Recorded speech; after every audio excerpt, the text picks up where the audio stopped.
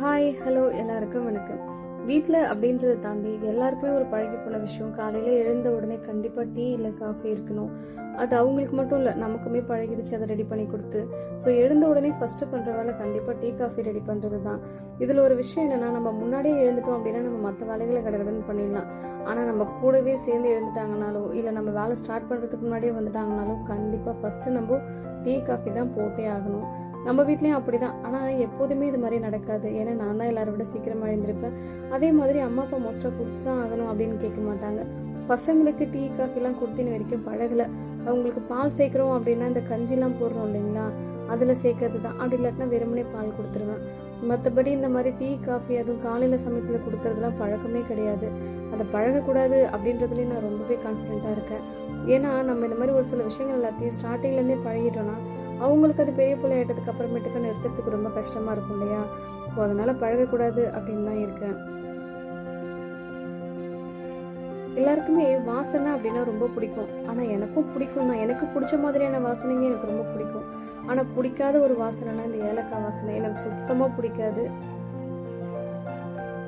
என்ன யோசிச்சுன்னு தெரியல, அடுப்பு ஆஃப் பண்ணுறேன் அப்படின்ற பேரில் ஹை ஸ்பீடில் வச்சு விட்டுட்டேன். எல்லாம் பொங்கி ஊற்றிடுச்சு. அப்பா இப்போல்லாம் சர்க்கரை ரொம்ப கம்மியாக குடிக்கிறதுனால டீ ஸ்ட்ராங்காக இருக்குது அப்படின்னா ஒரு கசக்குது அப்படின்னு குடிக்கவே மாட்டேங்கிறாரு. அதுக்காக சர்க்கரை ஜாஸ்தியும் போடுறதில்ல. அதனாலவே அவருக்காகவே ரொம்ப லைட்டாக தான் டீ போடுறோமே.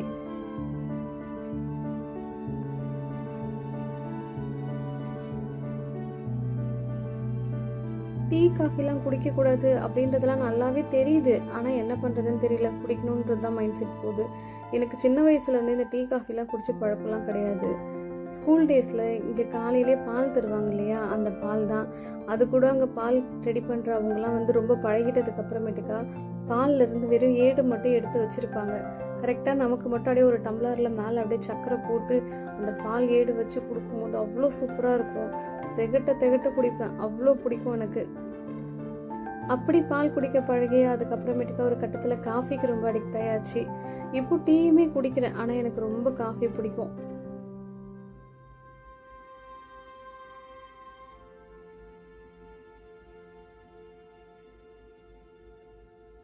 சீக்கிரமாக டீ குடிச்சிட்டு அடுத்து மார்னிங் பிரேக்ஃபாஸ்ட் வேலையை ஆரம்பிக்க வேண்டியது தான். ஏன்னா இன்றைக்கி பிரேக்ஃபாஸ்ட் நான் என்ன பண்ண போகிறேன்றதை யார்ட்டையுமே சொல்லவே இல்லை. ஸோ ஒரு சில சர்ப்ரைஸோடவே நம்ம எல்லாத்தையுமே கடகடன் பண்ணிடலாம் அப்படின்னு தான் ரெடி பண்ணேன்.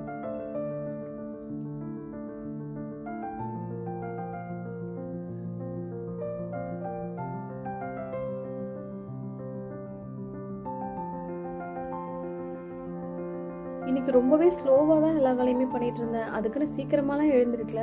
ஆனால் ஒரு விதமான அப்படியே ரிலாக்ஸ்டாக அப்படி தான் போச்சு. அதுக்கு காரணம் என்னென்னா, காலையில் எழுந்து ஃபேமிலி எல்லாருமே கொஞ்சம் நேரம் உட்காந்து பேசிகிட்டு இருந்தது தான். எழுந்த உடனே அவங்கவுங்க வேலையை அவங்கவுங்க பார்த்துக்கிட்டு ஒரு பக்கம் வேலைக்கு கிளம்பணும், ஒரு பக்கம் சமைக்கணும், பசங்களை ஸ்கூலுக்கு கிளப்பணும். லீவாக இருந்தாலுமே நமக்கு ஒரு சில ரொட்டீன்லாம் இருக்கும் இல்லையா, அது எல்லாத்தையுமே பண்ணணும்னு அப்படியே ஓடிக்கிட்டே இருக்கும். காலையில் எழுந்த உடனே ஒரு 10 நிமிஷம் அப்படியே எல்லாரும் உட்காந்து பேசிகிட்டு இருந்தது ரொம்பவே ரிலாக்ஸ்டாக நல்லா இருந்துச்சு. பாப்பாவுடைய மெயினான வேலையே அம்மா என்ன சமைக்கிறீங்கன்னு கேட்கறது தான். அவங்களுக்கு நம்ம என்ன சமைக்கிறோன்றதை சொல்லிட்டா போதும். அதை அவங்க சாப்பிட்றாங்க சாப்பிடல அவங்களுக்கு தேவையில்லாதது. ஆனால் என்ன சமைக்கிறோன்ற மெனு அவங்க கிட்ட கண்டிப்பாக சொல்லிடணும். ரொம்ப நேரமாக கேட்டுட்டு இருந்தாங்க, நான் சொல்லவே இல்லை. ஏன்னா சொன்னால் இதில் இருக்கிற சஸ்பென்ஸ் போயிடும் இல்லையா.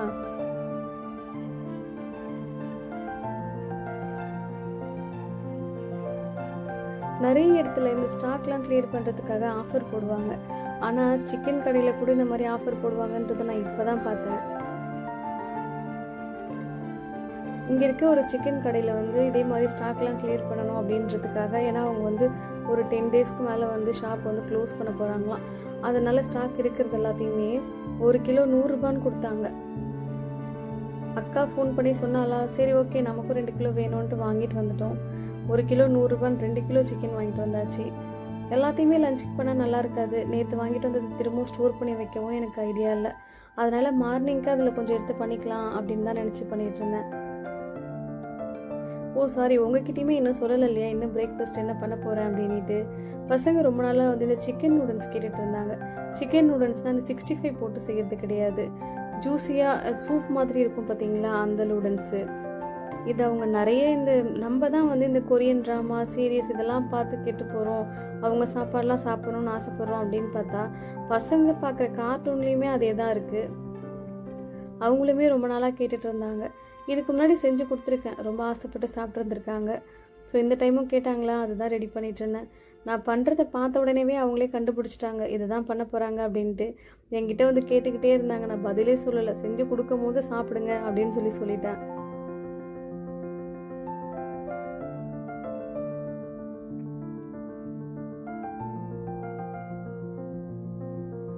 ஒரு டைம் என்னுடைய அக்கா லூடன்ஸ் குக்கரில் பண்ணா. எப்படி இருந்துச்சு அப்படின்னு இப்போவுமே பசங்க அந்த டேஸ்ட்டு சொல்லும் போதே நமக்கு ஒரு மாதிரி ஆசையாக இருக்கும். ஒரு வெளியில் போகிற வேலை இருந்துச்சு, நேற்று பசங்களை இன்னைக்கு அக்கா வீட்டில் விட்டுட்டு போயிருந்தேன். நைட்டு கேட்டால் என்ன சாப்பிட்டீங்கன்னா, அம்மா லூடன்ஸ் செஞ்சு கொடுத்தாங்க அப்படின்னாங்க. சரி ஓகே அப்படின்னா, அம்மா குக்கரில் செஞ்சாங்கம்மா அப்படின்ட்டு அவங்க ஒரு பெரிய ஹிஸ்ட்ரி எடுத்து விட்டாங்க பாருங்க. கேட்கும்போதே எப்படா செஞ்சா அப்படின்னு இருந்துச்சு. ஏன்னா அக்கா பெருசாக நூடுல்ஸ்லாம் செய்ய மாட்டா. அது எப்படி குக்கரில் செஞ்சா அப்படின்றது அவளுக்கே தெரியல. ஏன்னா அதுதான் ஃபர்ஸ்ட் டைம் செஞ்சா. அதுக்கப்புறம் இப்போ வரைக்குமே செய்யவே இல்லை. சிம்பிளான மெத்தடில் குக்கரில் சிக்கன் ரெடி பண்ணி சூப் பண்ணிட்டேன். அந்த சூப் ரெடி ஆகிட்டதுக்கு அப்புறமேட்டுக்கா நூடுல்ஸ் தனியாக பாயில் பண்ணி வச்சுருந்தோம் இல்லையா, அதில் போட்டு மிக்ஸ் பண்ணி எடுத்துக்கலாம் அப்படின்ட்டு. ஏன்னா சூப் வெறுமனே குடிக்கிறதுக்கும் கொஞ்சம் எடுத்து வச்சாச்சு. அது சூப் தனியாக நூடுல்ஸ் தனியாக இருக்கக்கூடாது அப்படின்றதுக்காக கொஞ்சமாக கார்ன்ஃப்ளவர் மட்டும் தண்ணியில் கலந்து அதில் போட்டு மிக்ஸ் பண்ணிக்க வேண்டியது தான்.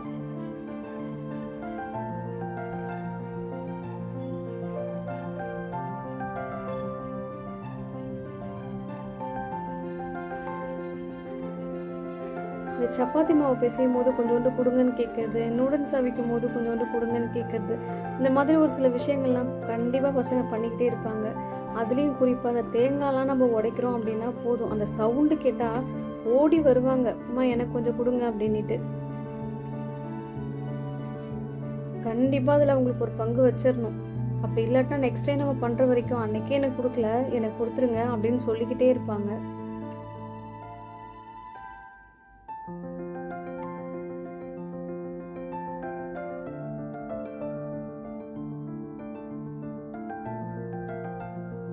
நூடுல்ஸ்லாம் அப்படியே நீட்டாக ஃபுல்லாக இருந்தால் தான் நல்லாயிருக்கும். ஸோ உடைக்காமலே அது பண்ணோம் அப்படின்னா நம்ம மிக்ஸ் பண்ணுறதுலேயே கொஞ்சம் அப்படியே உடஞ்சிரும். ஆனால் இருந்தாலுமே அது நீட்டாக அப்படி இருக்கும் போது அது சூப்பராக இருக்கும்.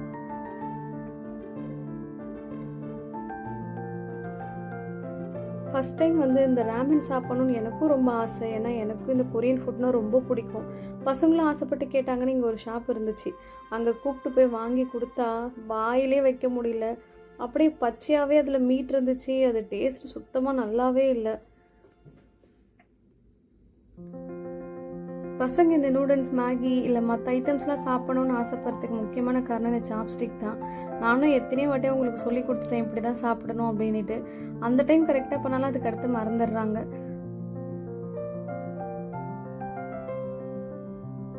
நான் சொல்கிறேன் சாப்ஸ்டிக்கை கீழே வைக்கக்கூடாதுடா அப்படின்னுட்டோமா, நான் எத்தனை படம் பார்த்துருக்கேன் கீழே தாம வைப்பாங்க அப்படின்னு சொல்கிறான்.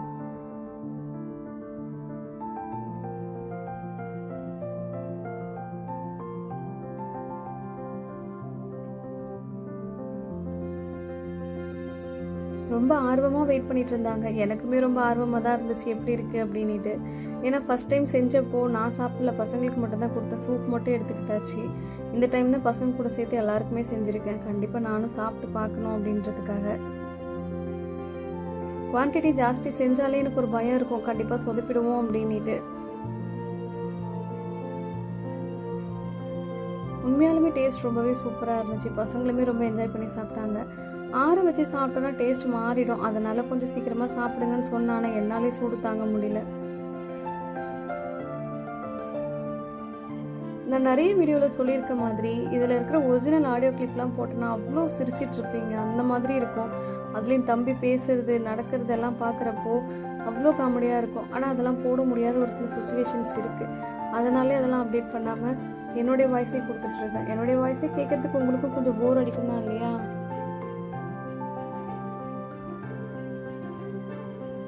எத்தனை வாட்டி சொல்லி கொடுத்தாலும் இதை எப்போ கற்றுக்குவாங்கன்னு தெரியல. ஏன்னா நம்ம இதை ரெகுலராக ப்ராக்டிஸில் வச்சுக்கணும் அப்படின்றதுக்காக டெய்லியுமே நூடுல்ஸை செஞ்சு கொடுக்க முடியாதுல்ல.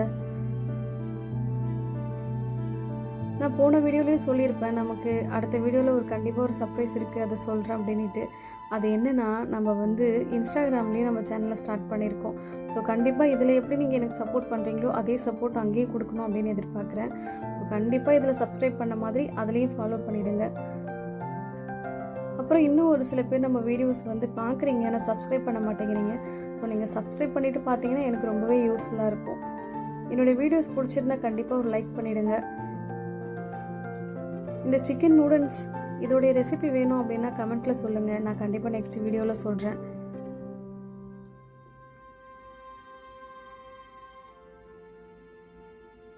சீக்கிரமாக சாப்பிட்டு முடிச்சுட்டு அடுத்து லஞ்ச் ரெடி பண்ணுறதுக்காக போயாச்சு. பசங்களும் ரொம்பவே என்ஜாய் பண்ணி சாப்பிட்டாங்க. இந்த மாதிரி பசங்க கூட ஃபேமிலி கூட கண்டிப்பாக வீக்லி ஒன்ஸாவது உட்காந்து சாப்பிடுங்க. ஏன்னா அது உங்களோட ரிலேஷன்ஷிப்க்கு ரொம்பவே யூஸ்ஃபுல்லாக இருக்கும். தேங்க்யூ ஃபார் வாட்சிங் மை வீடியோஸ்.